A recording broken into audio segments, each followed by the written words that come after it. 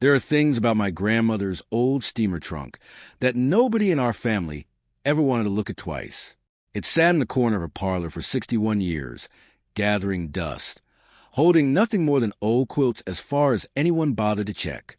When she died, my brothers laughed about it the way people laugh when they're already counting acres in their heads.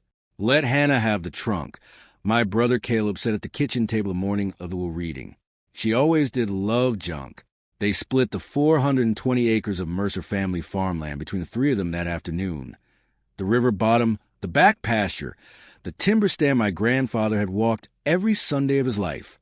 They split the equipment, the grain bins, the cattle, the diesel tanks, even the rusted plow that hadn't turned a furrow since 1978. And to me, the granddaughter who had stayed on that farm for 19 straight years while my brothers built law practices in Cincinnati and Columbus and a dental clinic outside Indianapolis, my grandmother left exactly $1 and an old wooden trunk that smelled like cedar and mothballs. $1, a folded bill, pressed flat inside an envelope with my name written on it in her steady hand. Hannah Mercer. The lawyer slid across the table like it was supposed to mean something, and my oldest brother Lyle actually laughed out loud. He laughed in front of our cousins, in front of the neighbors who'd come to pay respects, in front of the man from the bank. "Well," he said, leaning back in grandmother's kitchen chair like he already owned it, "I guess that settles who Mama really thought earned her keep around here." I didn't say a word. I picked up the $1, folded it once more, and put it in the front pocket of my work shirt. Then I walked out the back door of the farmhouse I'd lived in for nearly 2 decades, crossed the yard where my grandmother's chickens still scratched the dirt, and stood at the fence line looking out at land that, by the paper they just signed, no longer had anything to do with me. I want to tell you what happened next. I want to tell you about the trunk, and the false bottom my brothers never thought to check, and the morning a man in a dark suit drove up our gravel lane with a folder full of documents that turned the entire Mercer family inheritance into a lie 60 years deep. But before I do, I want to ask you to subscribe and tell us in the comments where you're listening from. This story belongs to the soil, but it belongs to you now too, and I want to know who's standing in the room. My name is Hannah Mercer. I'm 47 years old. I never married, never moved further than the county line, and never once in my adult life slept in a bed that wasn't under the same roof my grandfather built in 1952. And the day my brothers laughed at my $1 inheritance was the day my grandmother, 3 months in the ground, finally started talking back. Section 1, The Woman Who Stayed. You have to understand what kind of farm we're talking about. The Mercer place sits in a fold of southern Indiana hill country, 14 miles from the nearest stoplight, on a county road that turns to gravel before it reaches our gate. 420 acres, give or take. Corn, soybeans, a small herd of black Angus, a pecan grove my grandfather planted the year my mother was born. The farmhouse is white clapboard with a green tin roof, 2 stories, a wraparound porch that needs paint every other spring whether you have the money for it or not. Behind the house there's a tobacco barn that hasn't held tobacco since the early 90s, a machine shed, a milk house from when we still ran dairy, and an old smokehouse my grandmother kept locked because she said it had memories she didn't want disturbed. I came to live there when I was 28. I didn't plan to stay. My grandfather was dying then, colon cancer, slow and ugly, and my grandmother couldn't lift him alone anymore. My brothers all had families and careers and reasons. I had a divorce just final, no children, and a small apartment in Bloomington I wasn't sorry to leave. I told myself I'd stay 6 months. I stayed 19 years. In that time, I learned every inch of that land. I learned which fields drained slow after a hard rain, and which ones the deer would bed down in if you didn't keep the fence tight. I learned to drive the old John Deere 40/20 my grandfather babied like a child, and I learned to fix it when it broke, which was often. I learned to read the sky over the western ridge the way other people read the news. I learned to call cattle by name. I learned which neighbor would help you pull a calf at 3 in the morning and which one would charge you for the gas it took to drive over. I learned, mostly, what my grandmother was like when nobody else was watching. Edith Mercer was 83 years old when she died, and she had been a widow for 16 of those years. She was a small woman, narrow-shouldered, with hands that looked too delicate for the work they had done. But those hands had canned 10,000 jars of green beans in their time. They had wrung the necks of more chickens than I could count. They had held my grandfather's wrist the night he died and refused to let go for 3 hours after he was gone. She was not soft, my grandmother, but she was not hard either. She was something else. Something the women of her generation knew how to be that we mostly don't anymore. She was steady. We had a rhythm in those last years. Her and I, she'd be up at 5, coffee on the stove, biscuits in the oven by the time I came in from the morning chores. We'd sit at the kitchen table and not talk. Mostly, just listen to the radio for the weather and the grain prices. Then she'd ask me what needed doing that day, and I'd tell her, and she'd nod, and we'd go. She never once said thank you in 19 years. Not in words. But every birthday, there'd be an envelope on my pillow with a $50 bill in it, and a note that just said Hannah in her handwriting. Every Christmas, a new pair of leatherwork gloves wrapped in brown paper. Every spring, when the redbud bloomed along the creek, she'd cut a branch and put it in a mason jar on my bedroom dresser, without saying anything about it. She was teaching me something. I understood that even then. I just didn't know what. My brothers came home twice a year, if it was a good year. Thanksgiving and Easter, mostly. They'd pull up in their nice cars with their nice wives and their nice children, and they'd spend a day and a half acting like the farm was a place they had a personal relationship with. Lyle, the oldest, was a tax attorney in Cincinnati. Caleb was a dentist outside Indianapolis. Dean, the youngest, did corporate litigation in Columbus. They had soft hands and good educations, and a way of talking about the farm, like it was a pleasant family memory, rather than a place where actual work was being done by actual people in real time. They loved my grandmother. I'll grant them that. They loved her in the careful, distant way successful sons love mothers they've outgrown. They sent flowers on Mother's Day. They called on Sundays. They visited on holidays. They believed, I think genuinely, that this was enough. What they didn't know, what nobody in that family knew except my grandmother and me, was that the farm had nearly gone under 3 separate times in those 19 years. There was a drought of 2012, when we lost half the corn and had to sell 40 head of cattle just to make the operating loan payment. There was a year the milk house roof caved in and the insurance company found a reason not to pay. There was the spring my grandmother had her first stroke, and I ran the place by myself for 9 weeks while she was in rehab in Bedford. I had kept that farm alive, quietly, without complaint, without a paycheck most years that amounted to anything more than room, board, and gas money. My grandmother knew it. She watched me do it. And every time my brothers came home and made some comment about how the place is looking good, Mama, you've kept it up nice, she'd just nod and pour them more coffee and let them believe whatever they wanted to believe. I should have known then. I should have known a woman that quiet was holding something back. The cancer came on her fast. In the end, pancreatic. Diagnosed in August, gone by November. She was lucid right up until the last week. The morning before she died, she asked me to bring her the wooden box she kept on her dresser, a small thing, hand-carved, that I had assumed for years held costume jewelry. She opened it with shaking fingers and took out a brass key on a leather string. She put it in my hand and closed my fingers around it. "Hannah," she said. Her voice was almost gone by then. "When the time comes, you check the trunk." I told her I would. "Not just the quilts," she said. "You check it proper. You hear me?" I told her I heard her. She squeezed my hand once. Hard. Harder than I would have thought she had left in her. "Your brothers," she said, "don't know everything they think they know." Those were almost the last words she ever spoke to me. She died the next afternoon, holding my hand, with the November wind moving through the bare branches of the maple outside her bedroom window. I held her wrist for a long time after she was gone, the way she had held my grandfather's. I understood, finally, why she had done that. It wasn't that she couldn't let go. It was that letting go was a thing you did on your own time, not the world's. I didn't open the trunk that day. I didn't open it the day of the funeral.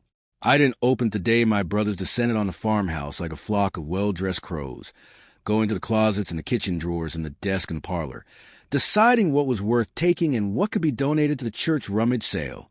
I waited until the day they laughed at my $1. Section 2, the laughter at the table. The reading happened on a Tuesday in early February. The lawyer was a man named Howard Pritchett, who had handled my grandfather's estate too, back in 2008. He was somewhere north of 70, slow-moving, with thick glasses and a habit of clearing his throat before every sentence. He'd known my grandmother since they were both children in this county. He came to the farmhouse instead of asking us to come to his office, because that was how things were done out here. Wills got read at kitchen tables, not in conference rooms. My brothers all flew or drove in the night before. They stayed at the Hampton Inn off the interstate. None of them wanted to sleep at the farm, which I suppose I should have taken as a sign. Their wives came too, all three of them, in coordinated wool coats and pearl earrings, looking around my grandmother's kitchen like they were appraising a flea market. Lyle's wife, Patricia, made a comment about the wallpaper. "Has this been here since the 70s, Hannah? It really is a piece of history." She said the way you'd say it about something in a museum you weren't sure you wanted to touch. I didn't answer. I just kept the coffee coming and watched my brothers settle themselves around the kitchen table like they were in a boardroom. Lyle at the head, naturally, Caleb on his right, Dean on his left, their wives behind them. I sat at the foot, alone, in the chair I'd sat in for 19 years. Howard Pritchett opened his briefcase. He cleared his throat. He took out a single document, 8 pages, stapled at the top corner, with my grandmother's signature at the bottom of the last page in the careful, slanted handwriting I would have recognized anywhere. He started reading. The land came first, of course, 420 acres, divided into 3 parcels along boundaries my grandmother had apparently surveyed 2 years before her death without telling me. The river bottom, the best ground, 210 acres of Black Creek bottom soil that produced 190 bushels of corn an acre in a good year. Went to Lyle. The upland fields and the timber stand, 120 acres. Went to Caleb. The remaining 90 acres, pasture, the farmhouse, the outbuildings, went to Dean. I watched my brothers' faces as the words came out of Howard Pritchett's mouth. I watched Lyle's mouth twitch into a small, satisfied smile when he heard the river bottom was his. I watched Caleb glance at his wife and give her a small nod.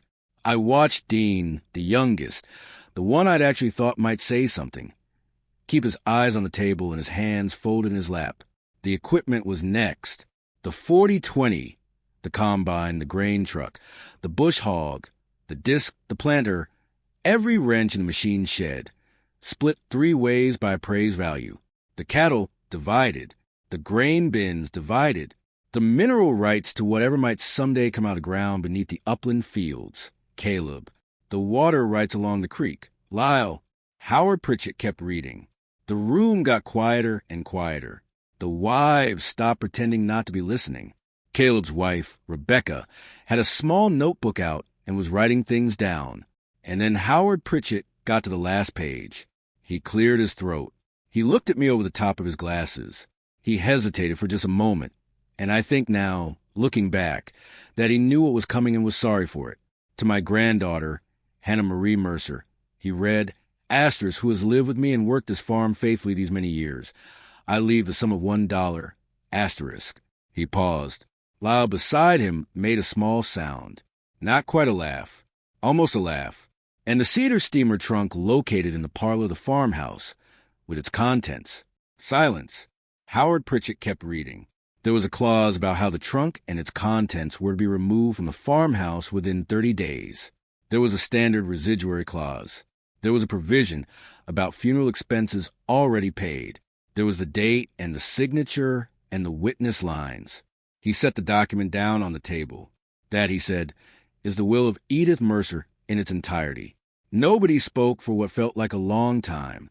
Then Lyle leaned back in his chair, my grandmother's chair, the one she'd sat in every morning for 40 years, and he laughed. It started small, a kind of disbelieving chuckle, and then it got bigger, and then his wife started laughing too, and then Caleb. And then everyone at the table except me and Howard Pritchett and Dean, who was still looking at his hands. $1, Lyle said. He was wiping his eye like he'd actually produced a tear. $1 and a trunk full of quilts. Hannah, Mama always did have a sense of humor, a sense of justice, Patricia said, smiling at her wine glass. She'd brought her own wine. She wasn't even pretending to be drinking coffee. Now, Caleb said, holding his hand up like he was about to be reasonable. Hannah, look, we all know you took care of her. We know that. And Mama she was old. She wasn't always thinking straight at the end. Lau, what do you think? We make Hannah an offer. Something fair. She's been here all this time. We don't want to be heartless about this. Lau considered me across the table. He had the same eyes my father had, pale gray, set deep, and the same small, mean curl at the corner of his mouth when he was thinking about money. Sure, he said. Sure, we can do that. Hannah, we'll talk about it. We'll figure something out for you. A few $1,000s maybe, to help you get on your feet, get an apartment somewhere. Couple months rent, that kind of thing. Sound fair? Get on her feet, Patricia repeated softly, like she was helping him with the wording. The thing is, Caleb said, the place can't really support more than one operation, and Dean's going to want to figure out what to do with the house. So, I'm thinking of leasing it out, Dean said. It was the first thing he'd said all afternoon. He still didn't look at me. Or maybe selling. I haven't decided. Right, Caleb said. So you understand, Hannah, it's a transition. We'll help you with the transition. I sat there at the foot of my grandmother's kitchen table, and I felt something happen inside me that I have a hard time describing even now. It wasn't anger. Anger would have been simpler. It was a kind of stillness, the kind I imagine a deer feels just before it decides which direction to run. I could see, with absolute clarity, exactly what was happening. My grandmother had been in the ground less than 3 months, and her 3 sons were already dividing her life up like a butcher hog and offering the granddaughter who'd kept her alive a couple months' rent. I looked at Howard Pritchett. He was looking back at me with an expression I didn't fully understand at the time.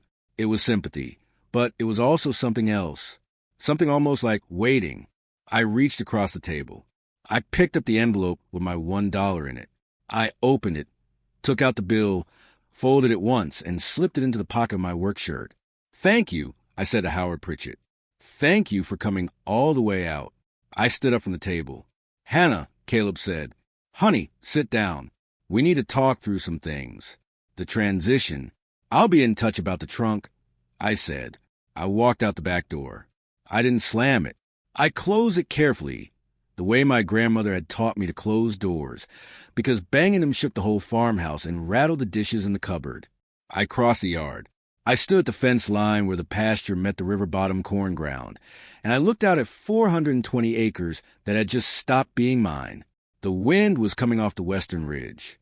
It was cold, the kind of February cold that gets into the seams of your jacket. I stood there a long time, long enough that I heard, eventually, the cars starting up in front of the house, long enough to hear them drive away. Lyle's BMW, then Caleb's Lexus, then Dean's Audi, back out the gravel lane toward the county road and the highway and the lives they'd built somewhere else. When the sound of the last engine had faded, I went back inside. The house was empty. The kitchen table was still set for 7. There was lipstick on Patricia's coffee cup. There was a half-eaten piece of pound cake on Caleb's plate. The will was sitting where Howard Pritchett had left it, all 8 pages, with my grandmother's signature on the bottom. I walked past it. I went into the parlor. The trunk was sitting in the corner where it had sat for 61 years. Cedar, dark with age, banded in iron, with a brass lock that had gone green the way brass does when it isn't polished for a generation. I knelt down in front of it. I took the leather string out from around my neck. I'd been wearing the brass key under my shirt since the day my grandmother gave it to me, and I fitted the key into the lock. It turned smooth, like she'd had it oiled. I lifted the lid. On top, the way I had always known they would be, were the quilts. 3 of them. A double wedding ring, a log cabin, and a flying geese, all stitched in the small, careful hand my grandmother had been famous for in the church guild. They smelled like cedar and lavender. I lifted them out one at a time and set them on the parlor floor. Underneath was a layer of tissue paper, yellowed with age. I lifted that too. Underneath that was nothing. At least, nothing that anyone looking would have seen. The bottom of the trunk. Plain cedar boards. The same plain cedar boards anyone would see if they opened my grandmother's old quilt trunk on any Tuesday afternoon for the last 6 decades. but I had been told to check it proper. I ran my fingers along the edges of the bottom panel. I pressed down at the corners. Nothing moved. I tried the front edge. Nothing. I tried the back. The back edge gave, just barely, about 1/8 of an inch. And when I slid my fingernail into the seam and pulled up, the entire bottom of the trunk lifted out in one piece. A false bottom. Hand-cut, hand-fitted, old enough that the wood had darkened to match the rest of the trunk's interior. And underneath it, lying flat against the true bottom of the trunk, was an envelope, manila, thick, sealed with red wax that had my grandmother's initials pressed into it. EBM, Edith Beaumont Mercer. Beside the envelope were 3 leather-bound ledgers stacked neatly, a roll of documents tied with twine, a small velvet pouch, and, lying flat on top of everything, a single folded sheet of cream-colored paper with my name written on it in my grandmother's hand. Hannah. I sat down on the parlor floor. I picked up the letter. My hands were not as steady as I would have liked them to be. I broke the seal. Section 3, the letter. My dear Hannah, if you are reading this, then I am gone. The will has been read, and your brothers have done what I always knew they would do. I am sorry for that. I want you to know I am sorry. There were ways I could have prevented the humiliation you sat through today, and I chose not to take them, and I owe you an explanation for that choice. The first thing I want to say is this. The dollar was not an insult. The dollar was a key. It was a legal instrument, and I will explain to you why in a moment. Howard Pritchett knows. He is the only one who knows. I asked him to read the will exactly as it was written, and to say nothing more, because what I have to tell you needs to be told by me in my own words, and not in front of those 3 men at my kitchen table. The second thing I want to say is this. The farm was never your grandfather's to leave. It was never mine to leave. And it was never, in any honest reading of the law of the state, your father's to inherit. Hannah, the Mercer farm was stolen. I had to stop reading. I had to put the letter down on the parlor rug and breathe for a minute. I picked it up again. Your great-grandfather, Hosea Mercer, was a sharecropper in this county in the 1920s. He worked land that belonged to a family named Beaumont. My family. The Beaumonts owned about 1,100 acres along the river, of which the 420 acres you have lived on for 19 years were the heart, the home place. The farmhouse you sleep in was built in 1908 by my grandfather, Thomas Beaumont, for his wife. My grandmother, your great-great-grandmother, in the line that the Mercer side of this family has spent 60 years pretending does not exist. In 1934, in the worst year of the Depression, your great-grandfather Hosea took advantage of my grandfather's illness and a corrupt county recorder named Albert Gilroy to file a quitclaim deed transferring the 420-acre home placed himself for the recorded sum of $200. My grandfather was dying of pneumonia at the time and could not have understood any document put in front of him, and the signature on that deed has never matched any other signature of his that survives. I have studied them for 60 years. Hannah, the signatures do not match. The deed was forged. My father, Caleb Beaumont, your great-grandfather on the side of the family no one talks about, fought the deed in court for 11 years. He lost 3 times. By 1945, he had spent every dollar he had on lawyers, and the Mercer family had taken full possession of the home place, and the rest of the Beaumont land had been sold off piece by piece to pay legal fees. My father died of a heart attack in 1947. He was 52 years old. He died believing he had failed his family. I was 8 years old when my father died.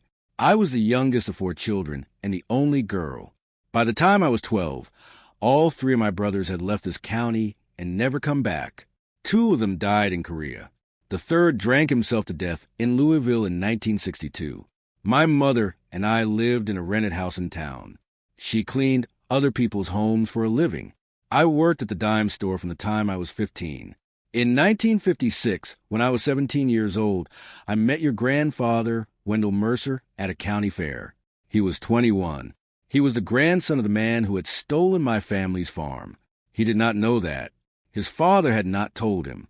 His grandfather had certainly not told him. As far as Wendell knew, the Mercer farm was Mercer land, and always had been, and that was the end of the story. I knew. I had grown up knowing. I want to be honest with you, Hannah, about what I am about to write next, because you are the only person in this world I will ever tell it to. When I married your grandfather in 1958, I married him knowing what I knew. I married him because I loved him, and I did love him. For 43 years I loved him, but I also married him because I had decided at 17 years old that the only way the Beaumont land would ever come back to a Beaumont was if a Beaumont came back to the land. I made that decision by myself in a rented kitchen in town, and I never told another living soul. I was a girl with nothing, marrying a boy with everything that should have been mine, and I made the choice to come home to the front door of my own family's house, carrying his name instead of my name, because that was the only door the law had left open to me. I am not proud of every part of how I did what I did, but I am not ashamed of it either. I want you to understand the difference. Your grandfather was a good man. He was a kind man. He worked that land with his hands for 50 years, and he loved every acre of it. I never told him what I knew because telling him would have broken him, and breaking him would not have given my father his life back. And I had decided long before I met Wendell that the truth would not be told until it could be told to someone who could do something about it. Hannah, that someone is you. In the trunk you are sitting in front of, you'll find 3 leather ledgers. They are my father's. They contain his complete record of the Beaumont land claim, every court filing, every witness statement, every receipt from every lawyer he ever hired. You will find a roll of documents tied with twine. Those are the original Beaumont deeds, dating back to 1871, which my mother kept hidden in a flour tin for 58 years, and which I removed from her house the day she died in 1979. You'll find an envelope marked with my initials. Inside that envelope is a sworn statement from a man named Eldon Gilroy, who is a grandson of Albert Gilroy, the county recorder who falsified the 1934 deed. Eldon is 91 years old. He lives in a nursing home in Bedford. He came to me in 1998 and told me what his grandfather had done, because he had carried it on his conscience for 64 years and could not die with it. The statement is notarized. It has been waiting in this trunk for 26 years. You will also find in a small velvet pouch a tintype photograph of my grandmother, Eleanor Beaumont, taken on the porch of the farmhouse in 1909. She is the woman the house was built for. She is your great-great-grandmother. I want you to look at her face, Hannah. I want you to see whose granddaughter you really are. There is more. There is a great deal more. And I will let the documents speak for themselves rather than trying to fit it all in this letter. But there are 2 things you need to know before you do anything else. The first is the dollar. Hannah, the dollar I left you in the will is the original $200 payment your great-grandfather Hosea pressed into my dying grandfather's hand on the day of the forged deed. Or rather, it is the last surviving bill from that payment. My grandmother kept one bill from the stack as evidence. It passed to my father, and to my mother, and to me. It has a date and the original recorder's stamp from the county courthouse on the back of it, faint but legible under good light. That dollar is the only physical evidence of the payment that the deed claims was made. The deed says $200 changed hands. My grandmother kept one of those bills. It is the bill in your shirt pocket right now. Hannah, take that dollar out and look at the back of it. I did. My hand was shaking so hard I almost dropped it. The bill was old, worn soft, almost cloth-like at the edges. I turned it over. They're faint but visible enough that I had to hold it close to the parlor window to read it, but absolutely there was a circular stamp in faded blue-black ink. Recorder's Office, Harrison County, Indiana, March 14th, 1934. I sat back down on the rug. The second thing, my grandmother's letter continued, is the law. I have spent 60 years studying it. Indiana has a doctrine called adverse possession. Hannah, and your brother's attorneys will throw at you the moment they understand what is in this trunk.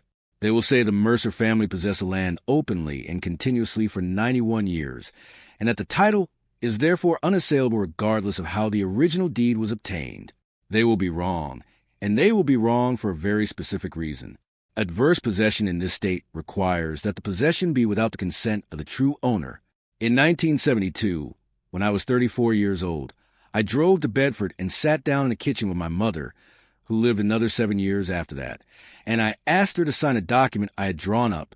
The document was a written grant of permission from the surviving Beaumont heir, allowing the Mercer family to continue occupying home place during the life of Wendell Mercer and during the life of his wife Edith Beaumont Mercer.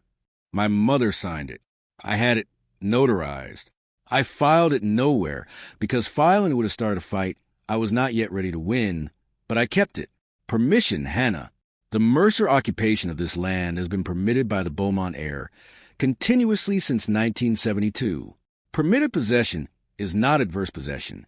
The clock that your brother's lawyers will try to start has never run. It has never even begun to run. You are surviving Beaumont heir. The permission expires with my death. The land is yours, not divided 3 ways, not minus a courtesy share.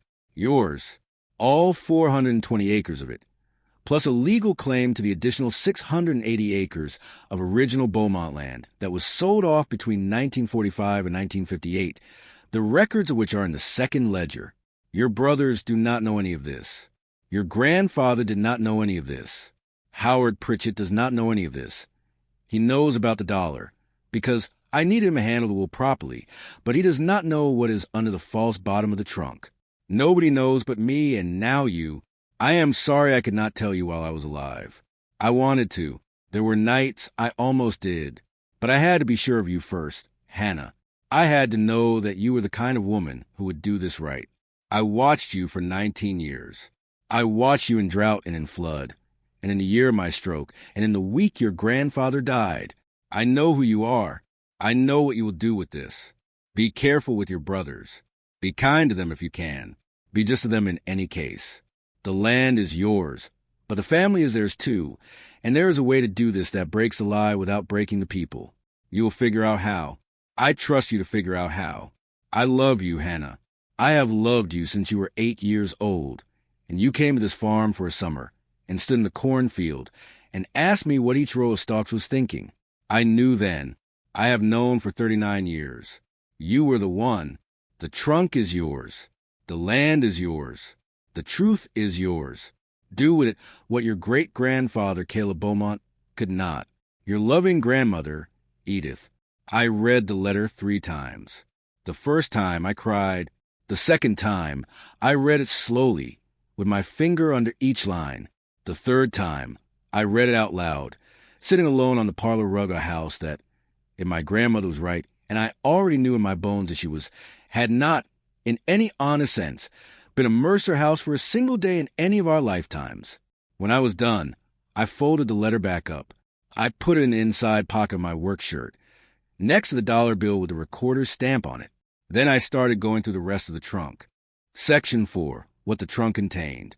I want to be careful in how I describe what I found, because the truth of it is so heavy that the temptation is to dramatize it, and what was in that trunk did not need any dramatization.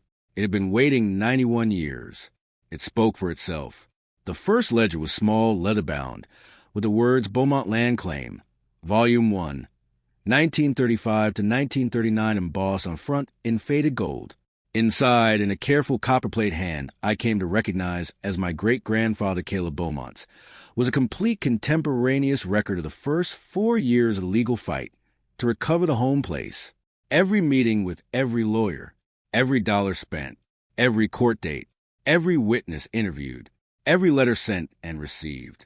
The names of the 3 judges who ruled against him, and the name of the senior partner at the Mercer family's law firm, a man, I would later learn, who had been my great-grandfather Hosea's brother-in-law.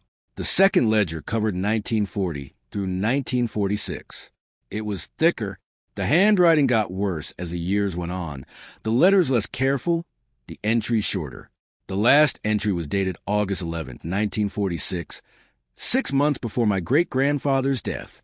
It read, in its entirety, lost appeal. No money for further pursuit. Margaret says we must let it go for the children's sake. May God forgive me for what I am leaving them. The third ledger was different. The handwriting was my grandmother's. The first entry was dated March 3rd, 1972, the day after she had gone to Bedford and gotten her mother's signature on the permission document. The ledger was 60 pages long and covered 53 years. It was not a record of legal action. It was a record of evidence. Every document my grandmother had located, every witness she had identified, every county record she had cross-referenced. She had built the case her father could not afford to build. She had built it slowly, on her own time, with her own hands, while raising 3 sons and running a farm and keeping a husband who never knew. The work was meticulous. It was the work of a woman who had been studying her enemy for 53 years. The roll of documents tied with twine was the original Beaumont deeds, 8 of them, the earliest dated 1871, when Thomas Beaumont's father had purchased the original parcel from a Methodist mission that was returning to Ohio. The latest dated 1933, the year before the forgery, a renewed survey, signed by my great-great-grandfather and stamped by a different recorder than Albert Gilroy. The signature on the 1933 survey and the signature on the 1934 forged deed, when laid side by side on the parlor rug, were not signatures by the same hand. You did not need a forensic document examiner to see it. You needed eyes. The envelope sealed with my grandmother's wax contained the Eldon Gilroy affidavit, 12 pages, notarized June 17, 1998, by a notary in Bedford whose seal was still legible. Eldon Gilroy, in clear and unhurried language, described a day in March 1934 when his grandfather Albert had come home drunk from the courthouse and told his wife, Eldon's grandmother, who told the story to Eldon's mother, who told it to Eldon, that he had fixed the Beaumont thing for Hosea Mercer, in exchange for 40 acres of timber ground that the Gilroy family still owned in 1998 when the affidavit was signed. Eldon gave the legal description of the 40 acres. He gave the date of the timber ground transfer. He gave the page and book number of its filing in the Harrison County Recorder's office. He stated, under oath, that he was making the affidavit because he wanted to die with a clean conscience, and because he had read in the Corydon Democrat that Edith Mercer's husband had passed, and he understood she might now be willing to do what her father could not. The velvet pouch contained the tintype. I want to tell you about the tintype. I held it under the parlor lamp for a long time. The image was small, about 3 inches by 4, and the surface had clouded a little at the edges, but the face in the center was perfectly clear. A woman in a high-collared dress, standing on a porch I recognized as the porch of the farmhouse I had lived in for 19 years. The same balusters, the same porch ceiling, the same view of the western ridge in the background. She was about 30 years old. Her hair was dark, parted in the middle, drawn back in a low bun. Her hands were folded in front of her at her waist. She had my face. I do not mean she resembled me. I mean she had my face. The same long jaw, the same wide-set eyes, the same small downer at the corner of the mouth that my grandmother had told me 100 times made me look like I was thinking about something I wasn't going to share. I had spent 47 years looking at that face in mirrors and never once knowing whose face I was actually looking at. Eleanor Beaumont, 1909, the woman the house was built for. I put the tintype on the mantel of the parlor fireplace. It sat there above the photograph of my grandfather as a young man and the photograph of my parents on their wedding day. The 3 faces lined up in a row, and for the first time in my life, the line made sense. I worked through the trunk for 6 hours straight. I did not eat. I did not drink. I did not call anyone. I did not turn on a light when the sun went down. I worked by lamp, the way my grandmother had probably worked by lamp through 53 years of evenings. I had assumed she was just reading her Bible. By the time I was done, every document was sorted, every ledger was bookmarked, every photograph was cataloged, and I had begun to understand the full shape of what I was holding.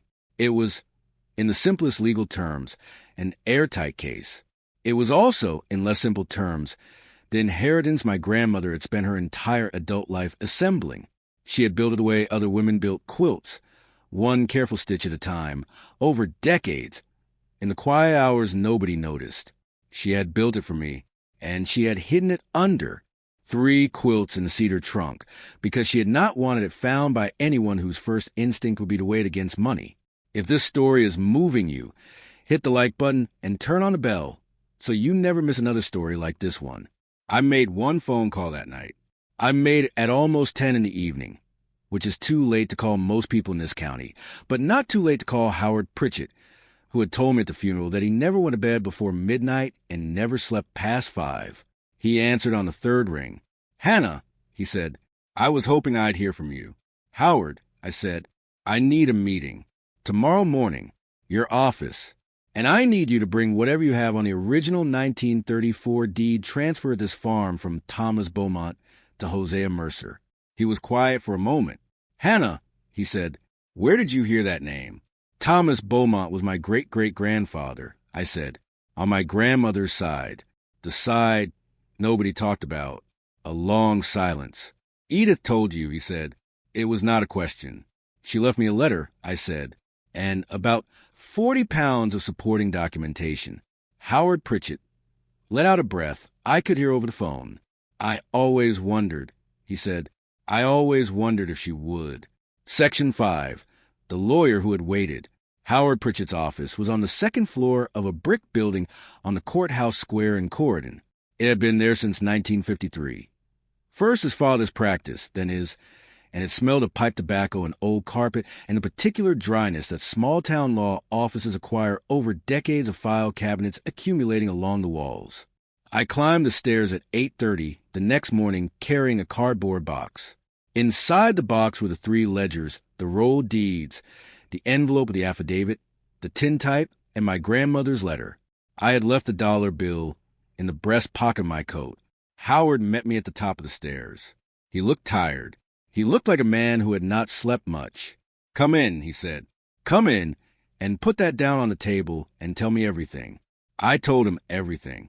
It took 2 hours. I read him my grandmother's letter aloud. I walked him through the ledgers. I showed him the deeds. I unsealed the envelope from Eldon Gilroy and let him read the affidavit himself, while I sat across the table and watched his face change page by page.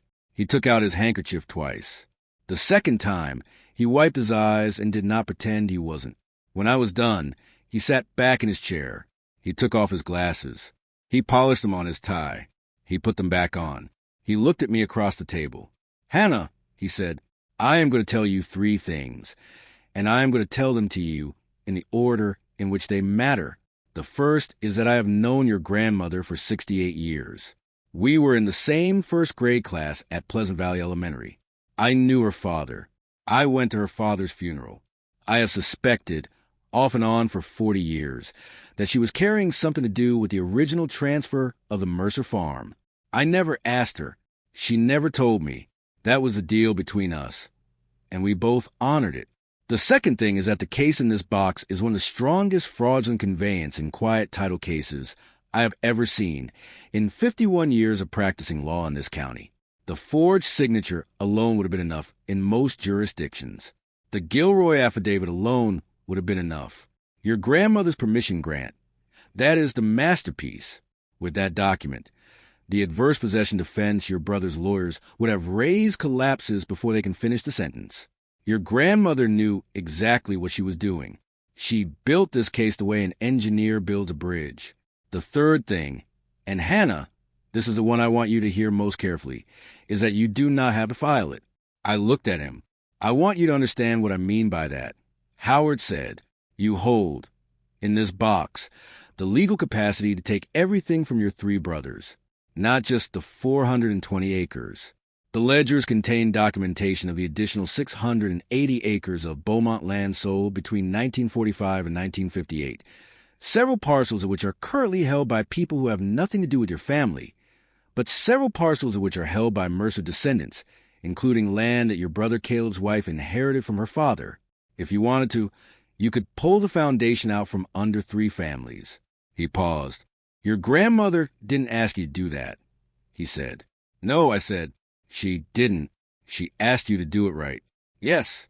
Hannah, he said gently, what does right look like to you? I had thought about this all night. I had not slept either.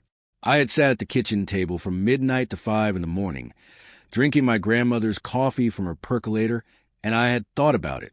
Right looks like this, I said. I'm not interested in destroying my brothers. I'm not interested in dragging this through court for 10 years. I'm not interested in suing the third cousins of people who bought parcels in good faith in 1947. What I'm interested in is the truth being on the record, and the home place being the right name, and my grandmother's father, my great-grandfather Caleb Beaumont, who died believing he had failed his family, having his name back in the courthouse where it belongs. Go on, Howard said. I want a quiet title action on the 420 acres, I said, filed in my name as a surviving Beaumont heir, with a full evidentiary record. I want it on the public record. I want my great-grandfather's ledgers entered as exhibits. I want the Gilroy affidavit entered. I want the forged deed entered, with a signature comparison. I want a judge of this county to sign an order that says, in plain English, that the 1934 deed was fraudulent and that the title to home place reverts to the Beaumont line. And the brothers? The brothers I want to handle myself, I said, out of court, at my grandmother's kitchen table, the same place they laughed at me yesterday. Howard Pritchett smiled. For the first time that morning. It was a small smile, but it was real. Your grandmother, he said, would be proud of you. She better be, I said. I learned it from her. We spent the rest of that day drafting the petition.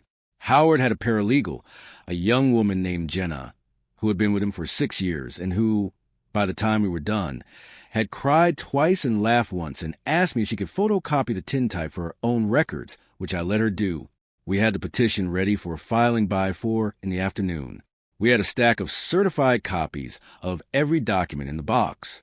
We had a draft press release for the court in Democrat, which Howard would only release with my permission, and only after petition had been filed.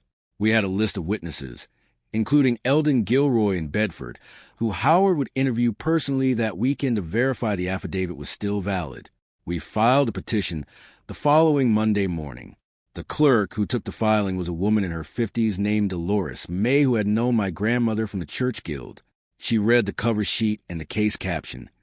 In the matter of the title to real estate formerly held in the name of Thomas Beaumont, deceased, and she looked up at me over her reading glasses.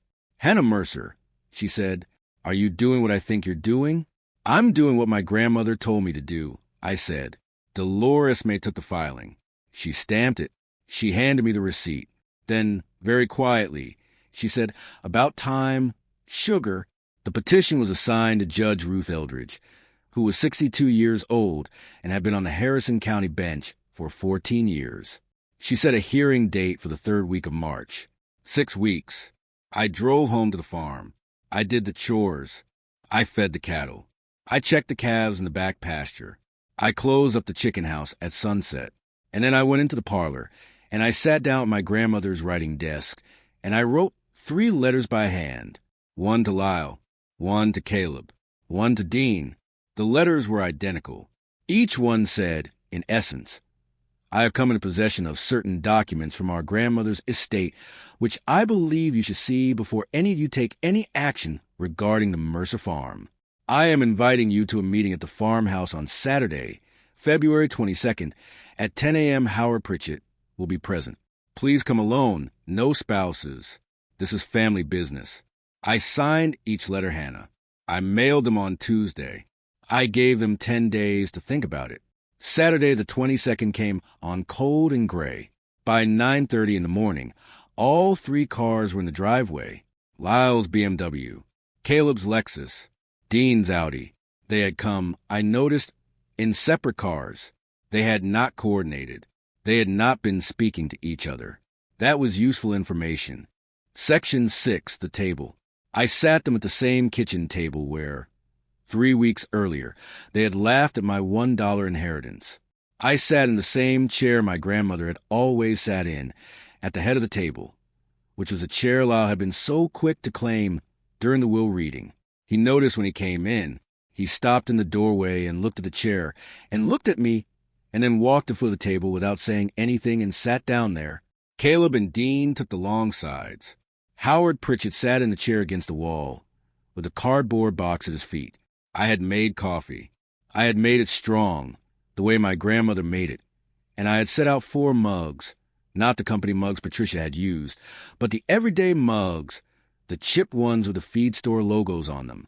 My brothers each took a cup. Nobody drank. Thank you for coming, I said. Hannah, Lyle said, whatever this is, let's get to it. I've got a flight at 3. You want to reschedule, I said. He looked at me. I let him look. I'm going to tell you a story, I said. I'm going to tell it the way our grandmother told it to me, which is to say I'm going to tell it slow, and I'm going to tell it complete, and I'm not going to be interrupted when I'm done. Thank you for staying with us all the way to the end. Don't forget to subscribe and check out the other stories on screen right now.